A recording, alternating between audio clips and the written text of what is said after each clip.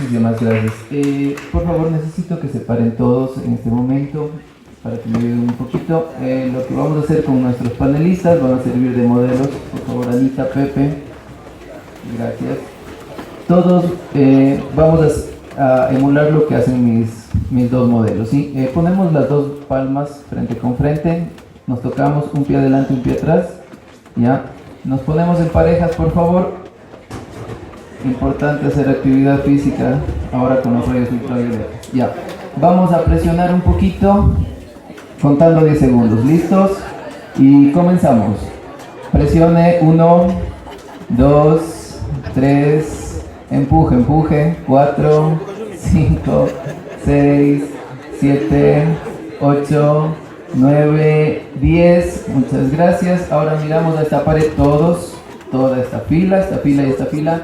Por favor, ya, ahora ponemos las palmas frente al compañero que tenemos adelante, los hombros, y comenzamos un poquito de masajes. No empujar. Masajes, eso, muy bien. Un poquito de masajes, muy bien. Un poquito de masajes. Media vuelta, señores.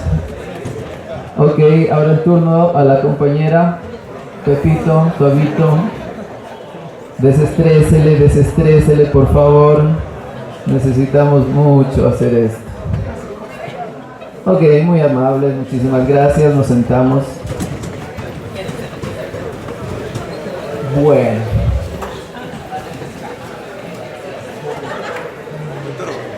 Ok, bueno. Generalmente nosotros los docentes a veces hacemos muchas cosas fuera de las aulas que no damos mucha consideración esto a nuestros estudiantes. Esto es una de ellas.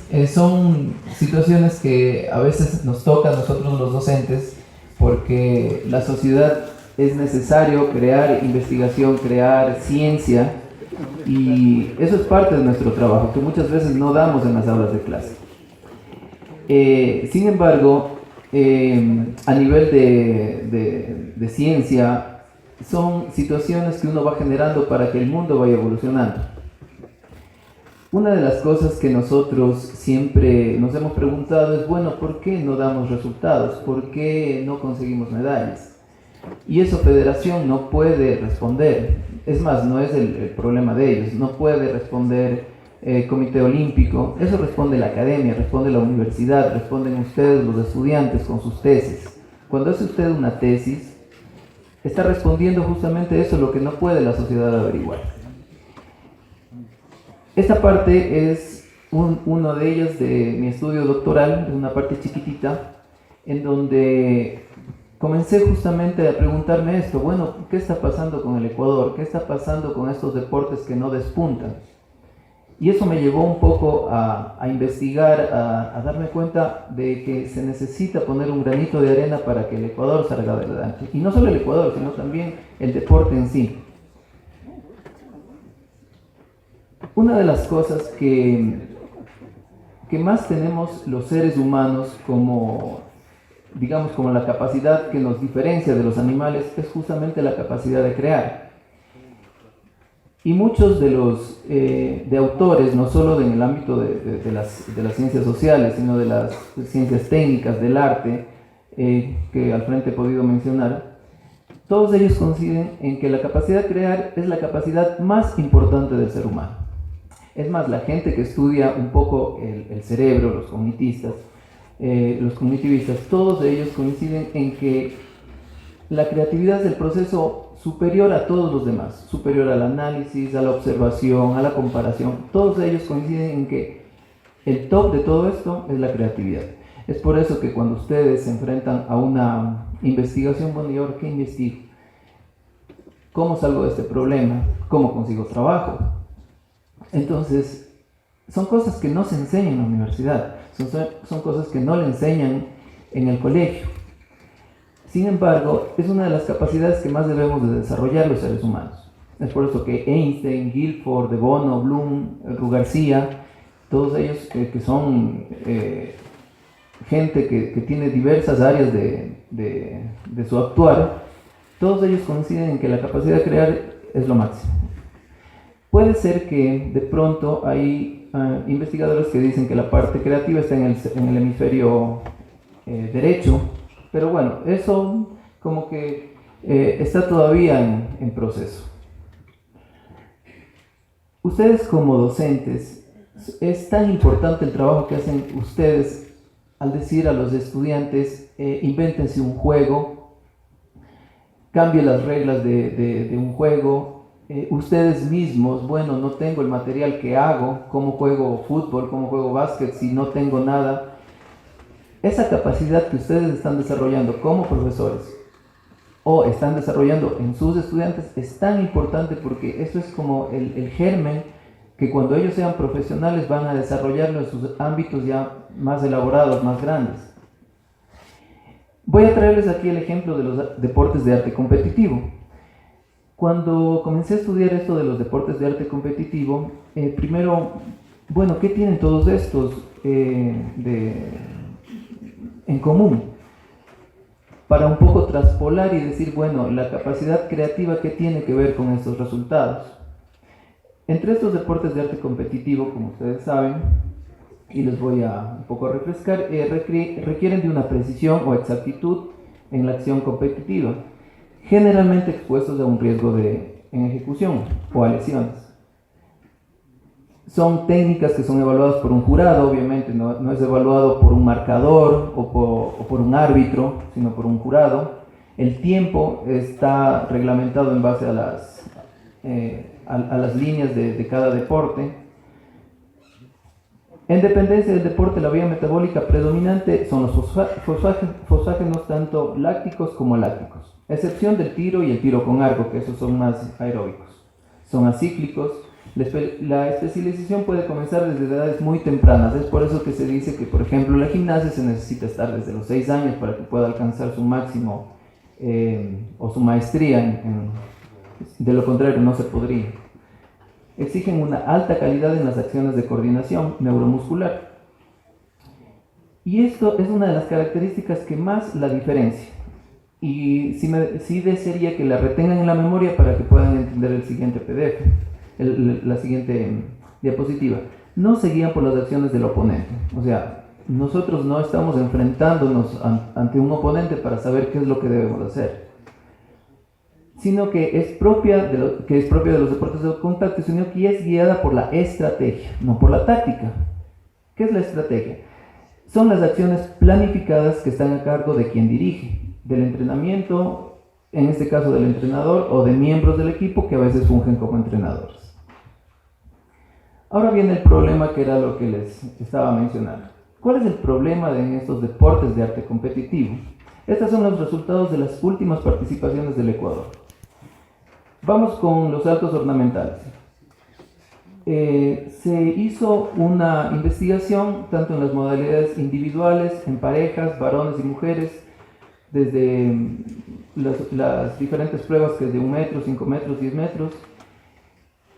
Y realmente los resultados a nivel panamericano no hay, ni siquiera hubo clasificados en este deporte por parte de Ecuador. Fuimos a la situación de la gimnasia a ver cómo estaba. Igualmente los resultados en el Ecuador del último panamericano no lograron clasificaciones en mujeres. En hombres por equipos tampoco hubo clasificaciones, solo hubo una clasificación individual para Juegos Panamericanos, pero realmente no nos fue tan bien. En cuanto a este deporte de cheerleading, el Ecuador en el mundial pasado obtuvo una medalla de plata de 24 medallas que se ofertaron. Entonces, con esta muestra es lo que me llamó la atención bastante. Bueno, ¿qué está pasando con los deportes de arte competitivo? ¿Por qué no podemos despegar? ¿Por qué todavía no podemos ponernos a la par, por lo menos en todo el continente americano, para poder decir, bueno, estamos haciendo algo? Ahora que ya estoy avanzando con la tesis, no es que solo en el 2019, se ha hecho una retrospectiva y estos resultados vienen desde casi los 10, 15 últimos años. Esto me llevó a plantear una situación de un análisis. A ver, bueno, la creatividad, ¿qué tanto se inmiscuye en estos resultados? Se hizo una encuesta y se trianguló también con lo que nos decía la literatura, y estos fueron los resultados, de que de todas estas actividades que se hacían, como ustedes pueden ver el cuadrito, la mayoría de actividades que se hace en los deportes de arte competitivo corresponden al entrenador. O sea, el deportista, si bien es cierto, es el que ejecuta, pero el entrenador es el que más actividades tiene en este deporte. Y de esas actividades, como ustedes pueden ver en el último cuadrito, la mayor parte de actividades son netamente creativas. Ejemplo, cuando se les preguntó si es que la planificación macro, meso, micro entraba la parte creativa del entrenador, me decían que sí, completamente, porque el entrenador tenía que idearse, que modificar cómo poner las cargas, qué tanto, inclusive idearse hasta ejercicios nuevos para que el deportista pueda entender sus ejecuciones técnicas. Me dijeron inclusive que, por ejemplo, habían situaciones como cosas que yo no pensé, como coordinación de actividades logísticas. Entonces yo decía, bueno, ¿y esto qué tiene que ver? ¿Por qué el entrenador tiene que tomar en cuenta las actividades logísticas? Y dice, sí, profe. Por ejemplo, para conseguir dinero para los uniformes, para conseguir que la federación nos lleve a los campeonatos, tenían que hacer muchas cosas, y estas tenían que ser creativas. ¿Cómo me invento para conseguir dinero para los uniformes, por ejemplo, o auspiciantes? Yo decía, esto hace el entrenador. Dice, sí, profe, y sin eso no podemos competir. Entonces, yo decía, bueno, ya estoy viendo un patrón que es la creatividad en todas estas actividades. Pero esta creatividad no era cualquier cosa, tenían que hacerlas de forma estratégica. No podían crear cualquier rutina de ejercicios, cualquier baile, cualquier cosa. No, tenían que estar de acuerdo a la modalidad de la competencia. Ellos no podían ir a competir, por ejemplo, en la altura, sin haberse preparado obviamente en la altura. Entonces no podían hacer cualquier cosa, tenían que ser estratégicas estas situaciones. Eso me llevó a pensar y a tabular de que realmente la creatividad era una de las características que más estaba presente en estos entrenadores. Pero no era cualquier creatividad, era una creatividad estratégica. De esa creatividad estratégica, aquí están los resultados de las actividades de competencia, en donde, como ustedes pueden ver, el entrenador es el que lleva los más altos, las actividades de competencia más altas. De las actividades, los atletas hacían 7 cuando el entrenador hacía 10 actividades, o sea, la mayor parte de responsabilidad de la competencia estaba en el entrenador. Entonces yo dije, híjole, aquí realmente si queremos tener resultados tenemos que comenzar con el entrenador, porque el entrenador es el que tiene la mayor responsabilidad en la competencia. Habían cosas que entre los dos compartían, pero seguía ganando el entrenador. En cuanto a los porcentajes de actividades creativas estratégicas, como ustedes pueden ver, las actividades creativas de los entrenadores es súper alta. Hay actividades que son creativas netamente, pero no son estratégicas, pero las que cumplen con estos dos resultados son las que más predominan. Cuando yo fui a revisar la literatura, bueno, ¿qué es esto de la creatividad estratégica? Se hizo una revisión de la literatura y no se encontró absolutamente nada. Es un término totalmente nuevo, totalmente desconocido, que tuve que hacer una revisión sistemática. Ahí está la publicación que hice en una revista indexada, en donde tuve que primero conceptualizar qué era esto de la creatividad estratégica. Y realmente, como resultado de esta revisión, fue de que la creatividad estratégica es un elemento planificado que considera las condiciones de la competición con su diversidad de variables, siendo este un elemento, una producción original que resuelva los problemas que se deben a diversidad de posibles respuestas. Esto me llevó a pensar de que los entrenadores que tienen alta creatividad estratégica son los entrenadores que a futuro darán resultados en estos deportes. Y por el contrario, si es que hay entrenadores que no tienen desarrollado esta creatividad estratégica, muy poco darán resultados. Esa fue mi primera hipótesis. Esta creatividad estratégica realmente es la responsable de que el deporte y de todas las actividades del arte competitivo hayan tenido un cambio o una evolución. Aquí les voy a poner un video en donde ustedes pueden ver la diferencia solo de la gimnasia, desde los años 1960 hasta el 2015. Y les voy comentando. Como ustedes pueden ver, es muy simple lo que se hacía antes, a comparación de lo que se hace ahora. Esto es fruto de la creatividad. Es totalmente un cambio radical que lamentablemente no se enseña en las universidades. Cuando usted crea un baile en su escuela, en su colegio, no sigue un patrón, no sigue simplemente por su iniciativa propia. Entonces, una de las cosas que se está proponiendo es eso, cómo educar a los futuros entrenadores en esta característica. Y finalmente, como conclusión tenemos que las actividades que se ejecutan en los deportes de arte competitivo las realiza mayoritariamente el entrenador. Estas tienen un alto poder creativo y estas actividades creativas son mayoritariamente estratégicas. Y estas son las interrogantes a futuro para la gente que quiere aportar un poquito, un grano de arena al deporte. Una de las cosas sería, ¿cuáles serían los criterios de selección de entrenadores en base a la creatividad estratégica de los mismos? Porque solo nos dedicamos a seleccionar deportistas, pero no nos dedicamos a seleccionar entrenadores. Lo segundo, ¿es la creatividad estratégica una característica que se puede aprender o desarrollar? O sea, la gente que ya nace con creatividad ya no hay nada que hacer, o esta creatividad yo la puedo entrenar. Y un entrenador exitoso, en base a resultados, es un entrenador con una creatividad estratégica más desarrollada que otros. En estos últimos días se está viendo que sí, que realmente los entrenadores exitosos son los que tienen altos puntajes en creatividad. Entonces, parece ser que sí, que es verdad que una de las características que distingue un entrenador exitoso es que tiene altos porcentajes de creatividad. Y bueno, esta es mi investigación, así que abro debate para sus preguntas.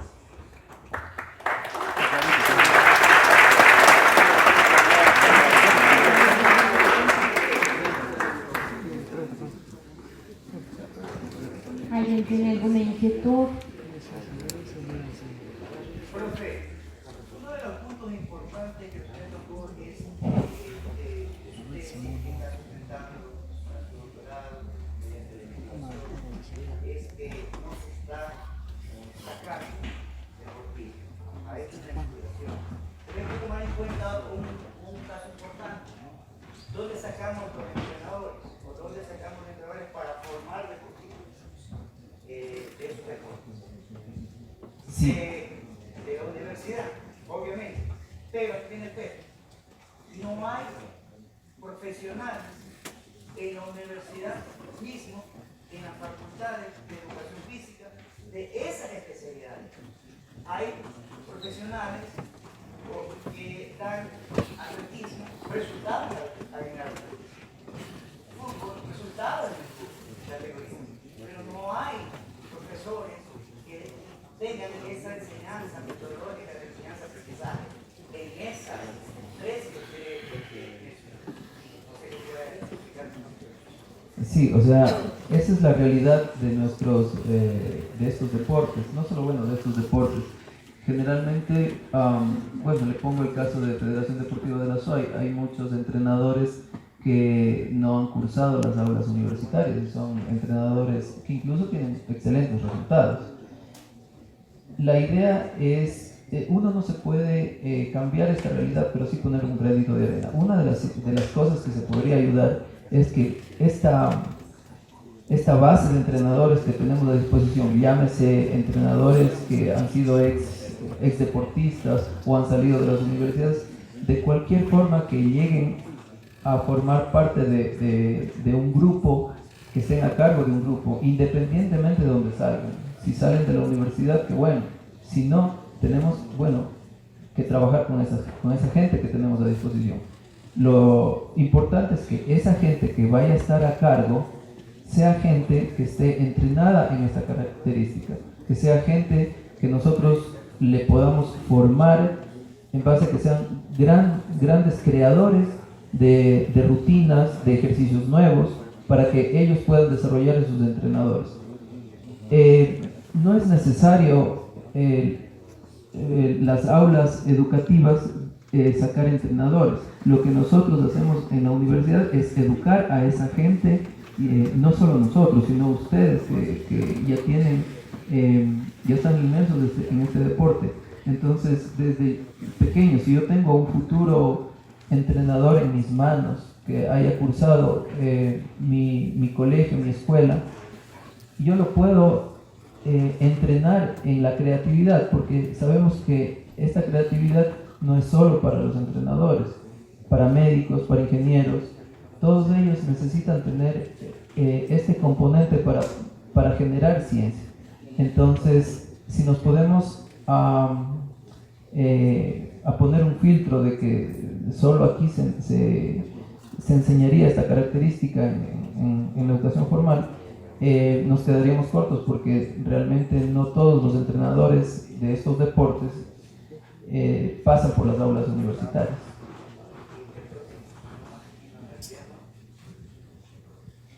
Bueno, muchísimas gracias, Dorian.